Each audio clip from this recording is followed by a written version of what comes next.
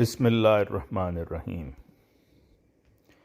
تعارف کتاب قیمتی موتی، تحریر کردہ پروفیسر نصیر احمد حبیب UK۔ گزشتہ دنوں محترم ڈاکٹر حامد اللہ خان صاحب کی تصنیف قیمتی موتی نظر سے گزری، جو دراصل ان کی اہلیہ محترمہ صاحبزادی امت الحی در سمین صاحبہ کی سیرت و سوانح پر مشتمل ہے۔ پیش لفظ میں حضرت مسیح موعود علیہ السلام کا درج ذیل اقتباس شامل کیا گیا ہے۔ میرا تو اعتقاد ہے کہ ایک آدمی با خدا اور سچا متقی ہو تو اس کی 7 پشت تک بھی خدا رحمت اور برکت کا ہاتھ رکھتا اور ان کی خود حفاظت فرماتا ہے۔ بحوالہ ملفوظات جلد 3۔ محترمہ صاحبزادی صاحبہ کی سیرت و سوانح کے مطالعہ سے عیاں ہوتا ہے کہ خدا کی رحمت اور برکت کا سایہ ان کا ہم سفر رہا۔ اللہ کے فضل سے آپ بحیثیت بیٹی، بیوی، ماں، عزیزوں سے نیک سلوک اور خلافت سے فدائیانہ تعلق کی ایک مثال تھیں اور آنے والی نسلوں کے لیے بہترین نمونہ تھیں۔ یہ نیک نمونے آنے والی نسلوں کے لیے سرمایہ حیات ہیں۔ اس کے لیے خلفائے کرام نے ایسے بزرگوں کے حالات کو محفوظ کرنے کی طرف توجہ دلائی ہے۔ اللہ تعالیٰ ڈاکٹر حامد اللہ صاحب کو جزائے خیر عطا فرمائے کہ آپ نے بڑی محنت سے ان یادوں کو اکٹھا کیا اور اسے ایک تصنیف کی شکل دے کر آنے والی نسلوں کے لیے ایک نیک تحریک کا ذریعہ بنا دیا۔ محترمہ صاحبزادی صاحبہ حضرت اقدس مسیح موعود علیہ السلام کی پڑپوتی، حضرت مسلم موعود رضی اللہ تعالیٰ عنہ اور حضرت ام ناصر کی پوتی، اور حضرت نواب مبارکہ بیگم صاحبہ رضی اللہ عنہا اور حضرت نواب محمد علی صاحب رضی اللہ عنہ کی نواسی تھیں۔ آپ اپنے خامن کے ساتھ 1972 میں UK منتقل ہو گئیں اور آپ کو جماعت کی بے مثال خدمات کے علاوہ 3 خلفائے کرام کی مہمان نوازی کا شرف بھی حاصل ہوا۔ احمدیت کی ناموس کے لیے جو غیرت و شجاعت آپ میں تھی، وہ مردوں کو بھی ورطۂ حیرت میں ڈال دیتی تھی۔ ان واقعات سے خاکسار کو حضرت مسلم موعود رضی اللہ تعالیٰ عنہ کا ایک بچپن کا واقعہ یاد آ گیا۔ حضرت مسلم موعود رضی اللہ تعالیٰ عنہ بچپن میں اپنے چند ساتھیوں کے ساتھ قریبی گاؤں ناتھ پور میں شکار کے لیے چلے گئے۔ وہاں چند سکھ لڑکے آپ کے ساتھ شامل ہو گئے اور آپ کو شکار کے لیے ایک جگہ کی طرف لے گئے اور آپ کے ساتھ شوق و راحت کے لیے شامل تھے۔ ایک جگہ درخت پر ایک فاختہ نظر آئی۔ حضرت مسلم موعود رضی اللہ تعالیٰ عنہ نے نشانہ لگایا اور بندوق چلائی، چنانچہ فاختہ نیچے گر گئی۔ لیکن اتنے میں گاؤں کی ایک بڑھیا وہاں سے گزری اور جو فاختہ کو تڑپتے دیکھا تو سکھ لڑکوں کو شرم دلائی کہ دوسرے گاؤں سے آ کر لوگ جیو ہتیا کر رہے ہیں۔ جیو ہتیا کر رہے ہیں، ہتیا یعنی ہندی کا لفظ ہے۔ حضور رضی اللہ عنہ فرماتے ہیں کہ اس بڑھیا کے کہنے پر ان نوجوان سکھوں کا رنگ متغیر ہو گیا اور کہنے لگے یہاں شکار نہ کریں۔ بحوالہ الفضل قادیان 4 اپریل 1925۔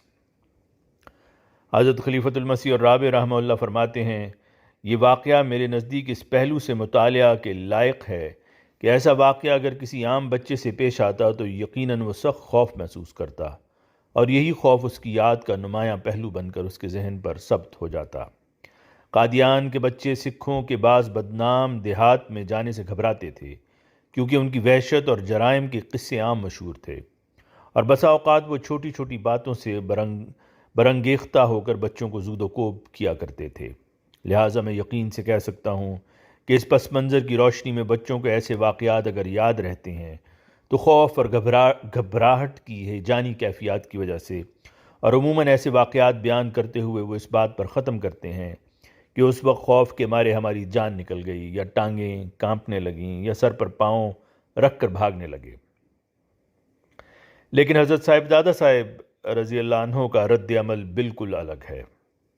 آپ کو اس واقعہ سے شدید تعجب اس بات پر ہوا کہ سکھ جوان اور بچے آپ کے ساتھ مل کر شکار کا طبی لطف اٹھا رہے ہیں، اور دوسری طرف ایک مذہبی تعصب سے پیدا شدہ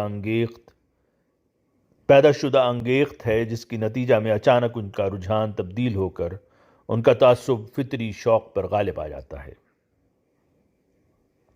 بحوالہ سوانح فضل عمر جلد اول۔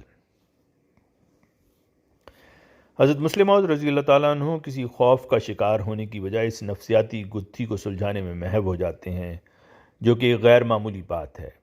اس طرح کا غیر معمولی واقعہ مجھے محترمہ صاحبزادی امت الحی کی سوانے میں بھی نظر آیا۔ یہ 1989 کا واقعہ ہے، جب جماعت کی تبلیغی کوششوں کے نتیجے میں غیر احمدیوں کی آتش حسد اور مخالفت بھڑک اٹھی۔ چنانچہ ڈاکٹر حامد اللہ صاحب تحریر کرتے ہیں، انہی دنوں مولانا دوست محمد شاہد صاحب یارکشائر آئے ہوئے تھے۔ ہماری جماعت نے مولانا صاحب سے درخواست کی کہ 19 اگست 1985 کو جلسہ سیرت النبی صلی اللہ علیہ وسلم میں خطاب فرمائیں۔ ہمیں کونسل سے اجازت مل گئی۔ عین وقت پر کونسل نے بغیر وجہ کے اجازت کینسل کر دی۔ فیصلہ ہوا کہ کچھ دوست، جن میں ہمارے 9 احمدی پاکستانی دوست، 4 اطفال جن میں میرے 2 بیٹے شامل تھے، انہیں بیٹلے اسکول کے پاس والی جگہ کھڑا کر دیا جائے تاکہ یہاں بھی آنے والے مہمانوں سے معذرت کی جا سکے۔ مجھے گھر جا کر علم ہوا کہ غیر احمدی فسادیوں نے ہمارے بچوں کے اوپر کار چڑھانے کی کوشش کی اور بڑی مشکل سے جان بچا کر بچے گھر پہنچے۔ گھر جا کر مجھے علم ہوا کہ کسی غیر احمدی کا فون بھی آیا تھا اور اس نے دھمکی دی اور کہہ رہا تھا، Mrs Khan, you live in a Batley. One day you wake up and find yourself and your daughter dead. اس پر میری بیگم نے بڑی تسلی سے جواب دیا، if I am dead, how do I wake up؟ اس پر اس شخص نے شرمندہ ہو کر فون بند کر دیا۔ بحوالہ قیمتی موتی، صفحہ 2829۔ یہ ایسی دھمکی تھی کہ خواتین تو ایک طرف مردوں کی نیند اڑا دینے کے لیے کافی تھی، کیونکہ اگر کوئی اپنے آپ کو نظر انداز بھی کر دے لیکن اپنی اولاد کے بارے میں ہر کوئی نہایت حساس ہوتا ہے۔ چنانچہ ایسی دھمکی سن کر ایسا مسکت جواب دینا بے مثال جرت اور توکل اللہ کے بغیر ممکن نہیں۔ اسی طرح آپ نے ایک شخص کو دکان کے اندر احمدیت کے خلاف حرزہ سرائی کرتے ہوئے پایا، جو کہ کہہ رہا تھا ربوہ والوں نے جنت دوزخ بنا رکھی ہے۔ آپ نے اسے کہا، میرا تعلق ربوہ سے ہے، اور کیا تم نے جنت اور دوزخ دیکھی ہے؟ کیونکہ حدیث میں آیا ہے کہ سننے اور دیکھنے میں فرق ہے۔ اس پر وہ شخص لاجواب ہو گیا اور دکان سے باہر جانے لگا۔ آپ دروازہ میں کھڑی ہو گئیں اور اس کا راستہ بند کر دیا۔ یہ شخص کہنے لگا کہ آپ ہمارے عالم سے بات کریں، آپ عالمہ معلوم ہوتی ہیں۔ آپ نے کہا، میں عالمہ نہیں ہوں، لیکن جب تک فیصلہ نہیں ہو جاتا آپ کو باہر نہیں جانے دینا۔ جب گھر واپس آئیں تو یہ واقعہ حضرت خلیفۃ المسیح الرابع رحمہ اللہ کو بھی سنایا۔ حضور نے فرمایا، ہماری امتل نے تو کمال کر دیا۔ بحوالہ قیمتی موتی، صفحہ 3536۔ کمال کیوں نہ کرتیں، آخر حضرت مسلم موعود رضی اللہ تعالیٰ عنہ کی پوتی تھیں۔ آواز مرزا عمران احسن۔